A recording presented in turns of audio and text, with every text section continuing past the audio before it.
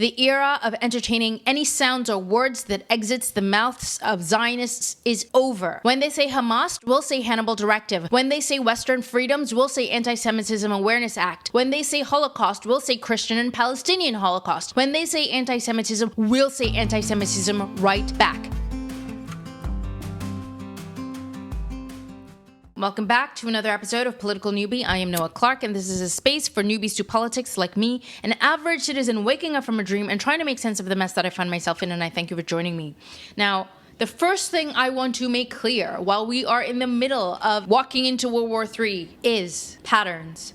Patterns matter. But before I get into the patterns that we must all recognize and allow to inform our judgment, I have to declare an indisputable fact. So-called Israel has been nothing but a destabilizing force in the Middle East and for the American democratic project since its inception. I reject anyone with any other version of that truth because any other version is a lie. Nothing has radicalized me more than listening to all the lying that comes out of Israel and its agents.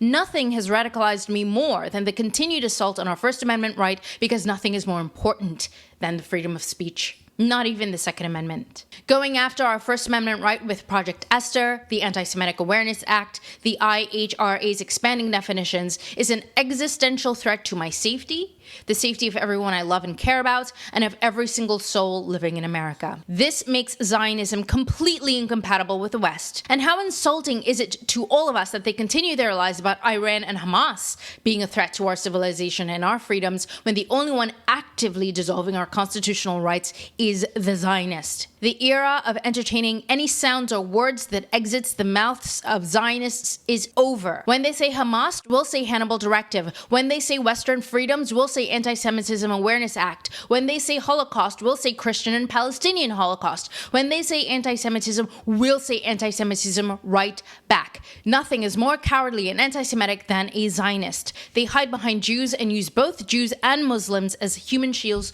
to propagate their parasitic psychopathy. And look how successful they've been. They aimed for World War III, and it's here. Bravo, brilliant, giving credit where credit is due because they really do achieve their goals. Now, what I can say for certain is that I am pro-Semitism. I fully support all the Semites, all the Middle Eastern Jews, Muslims, Christians, and other who reject Zionism.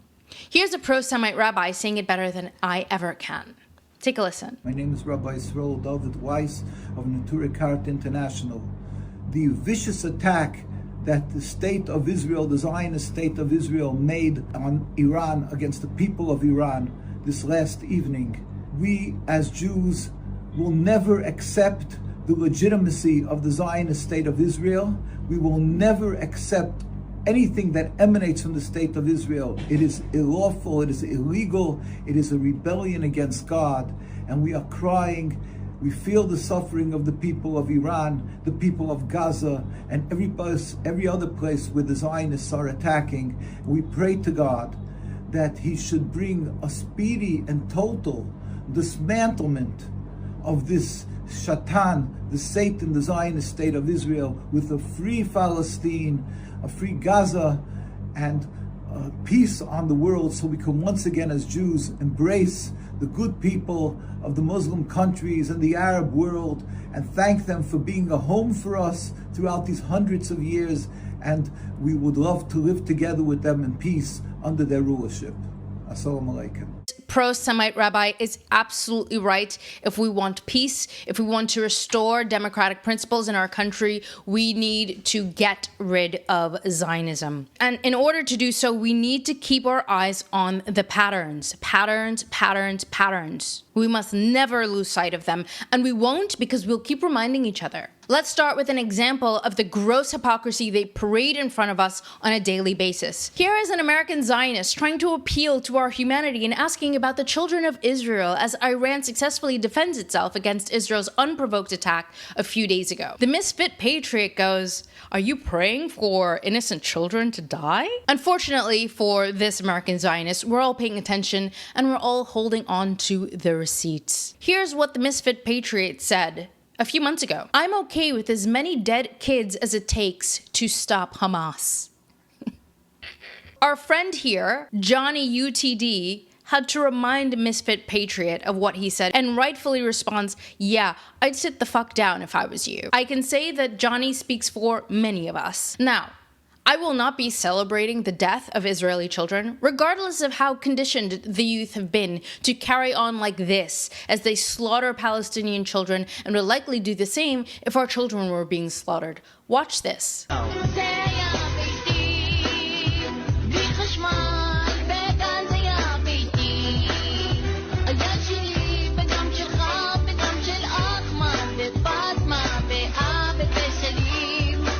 Yes. They will definitely do that if we were in the position of the Palestinians right now. That's how psychotic and psychopathic they've been trained to be. They literally have been trained to be mentally ill. Mostly people are mentally ill because of some trauma or maybe some genetic defect, but these people were actually trained to be mentally ill.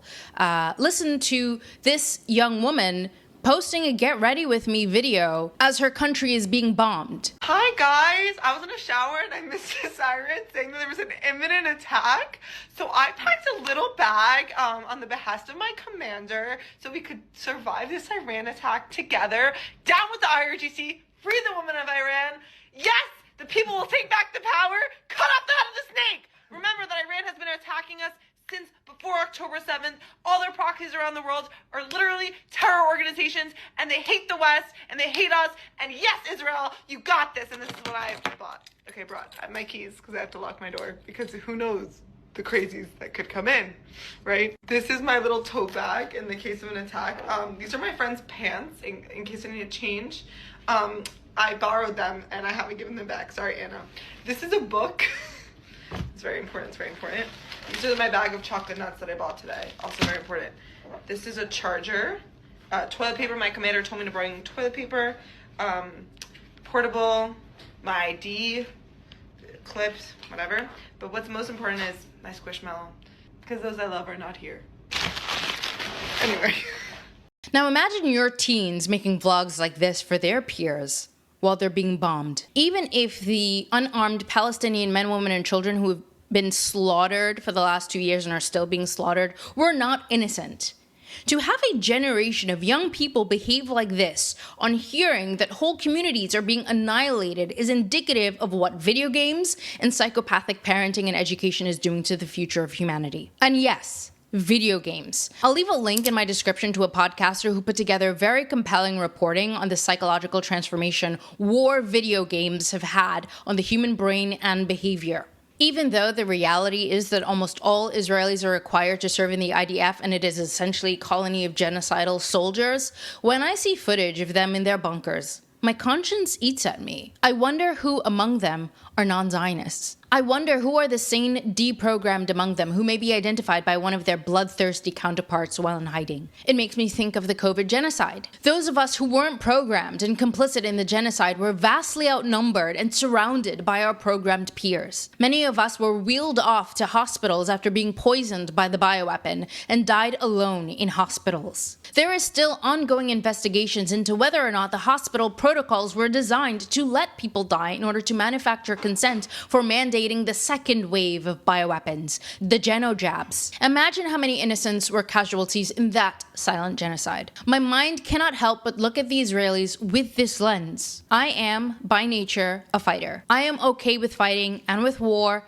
if we must. But I'm also a humanist and cannot help but feel that pang in my stomach at the thought of innocents dying. But the only way to fight for innocence is to hold on to the truth. For example, here is a disgustingly long list of Israel's lies that illustrates the pattern we cannot lose sight of. This very long list of every single time they told us that Iran had nuclear weapons. From 1992, 1993, 95, 96, 2003, all the way down to 2001, it's endless. And listen to this short video compilation. About 12 months to enrich enough nuclear material for a single nuclear weapon. United States Secretary of State Antony Blinken is warning that Iran is potentially just months away or less from nuclear breakpoint. Iran is 2 months away from a nuclear weapon, and it's a victory to get them 1 year away? Iran could be less than a month away from building a nuclear weapon. Netanyahu has made 2 tough-talking TV appearances, saying that Iran is just months away from making a nuclear bomb. What is important to understand is that you have to dismantle the entire terror empire, and especially before its main practitioners, the terror states of Iran and Iraq,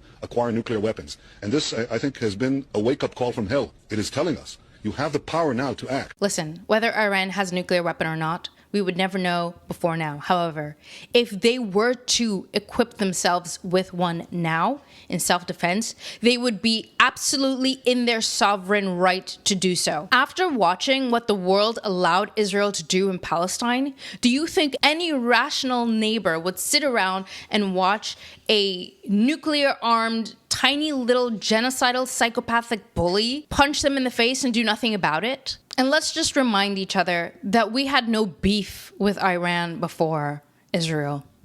No beef. And may I just add that we just had the anniversary for the USS Liberty a couple days ago. Not a single Zionist account actually acknowledged the anniversary.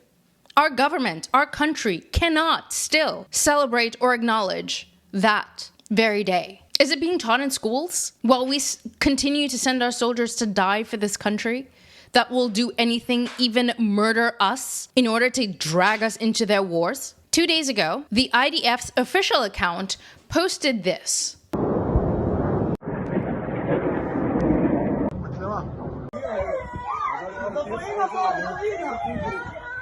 Raw footage. Iran launched multiple ballistic missiles toward Israel in the past hours. Luckily, we're all paying attention. We all know the pattern, so we just have to take everything they say as a lie. Our elected representatives are out there dropping receipts, which is exactly what we elected them to do. As much as I don't trust Elon Musk, had he not freed the bird, I don't think a lot of our elected representatives would have woken up. I really don't think so. Because now we have Thomas Massie pointing out that the video was a fake because he's paying attention. Thank you, they're paying attention. Here's a link to an 8-month-old video that the IDF is posting today as if it's happening today, meaning 2 days ago. And I followed that link, and here it is. Here's a receipt. This video that IDF posted on the 13th of June, 2 days ago, is the same video that was posted on October 2nd of 2024. Why would they lie? I mean, Iran is actually attacking them, aren't they?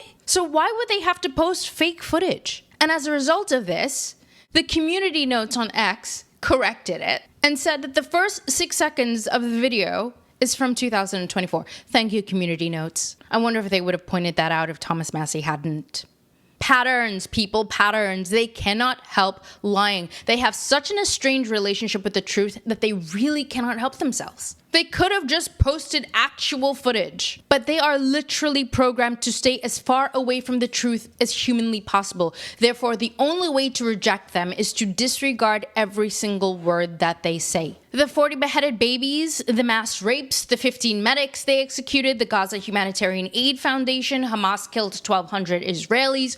All these lies, reject it, ignore it. Talk over it with the truth. Do not let a single word of theirs land on someone's ears without slapping it with the truth. Because we always have to be aware who the enemy is. Listen to Dave Smith remind us who the real enemy is. If they start talking to you about fighting a war with Iran, you treat them like an enemy that they are. They are not on your side.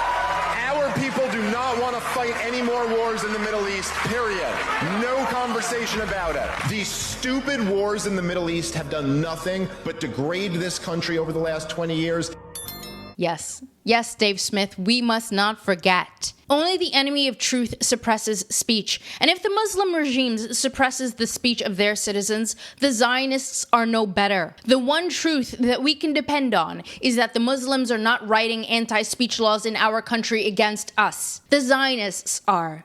And so they are enemy number one. And if Iran did in fact have nukes, maybe there would be a different balance of power because the Zionists are far too powerful and far too destructive. So when I see this footage of Mehdi Hassan and the Israeli historian Avi Shleim take on an Israeli diplomat and their lies, it reminds us how you have to handle a lie with truth.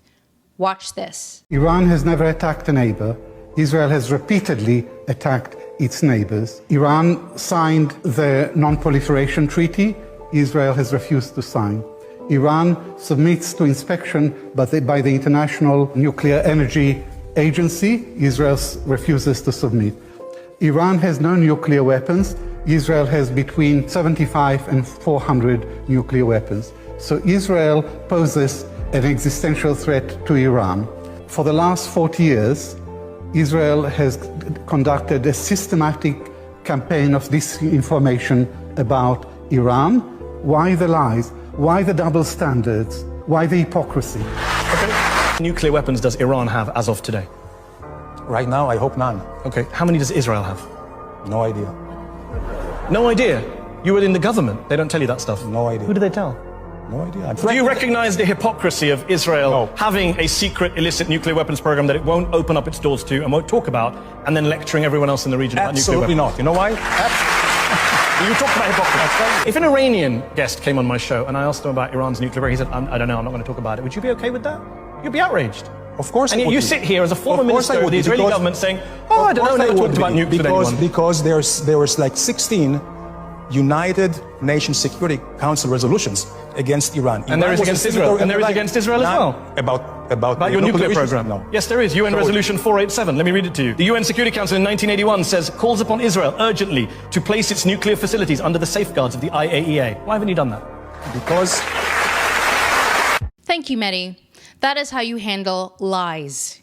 We are being destroyed and conquered by the Zionists because we have abandoned the truth for way too long. We allow them to propagate their lies over and over, to let it fill up our ears. We allow them to convince us that Hamas killed 1,200 Israelis on October 7th. We allow them that. No, it's over. We're not allowing them those lies because that is not true. The Hannibal Directive killed most of the Israelis on October 7th. Now, before I go... My gosh, I'm so fired up. I mean, I think everybody's tense right now. But anyway, before I go, I'll point out something that rendered me speechless. A bayonet division during their deployment to Korea in June of 1950. At Incheon Landing and during the liberation of Seoul, they were credited with plunging the bayonet into the... That can't be real, right? That's like an AI-generated march in Washington. This military parade that Donald Trump put together was not real. This is Elon and Peter Thiel playing a trick on us, right? Those weren't our soldiers, right? Mind you, we currently have soldiers attacking American citizens on the street. And full disclosure, I definitely do not want illegal immigrants in my country. I also do not want illegal immigrants voting in our elections. Am I aware that we have people crossing the border because of American foreign policies? Absolutely. We have criminals in our government. And that is the one reason why, even though I reject the idea of illegal immigrants staying in our country, I absolutely support the protests happening all across our country to stand up to the ICE agents rolling up in their neighborhoods and just locking up any and everybody without due process. Because our FBI, who just came out and lied to protect the largest child trafficking pedophile ring known to man, has absolutely no credibility. First, arrest the criminals in our government who's mass poisoning us in every conceivable way possible, who insists on criminal foreign policy to destabilize regions and force people out of their homes. Arrest those people first.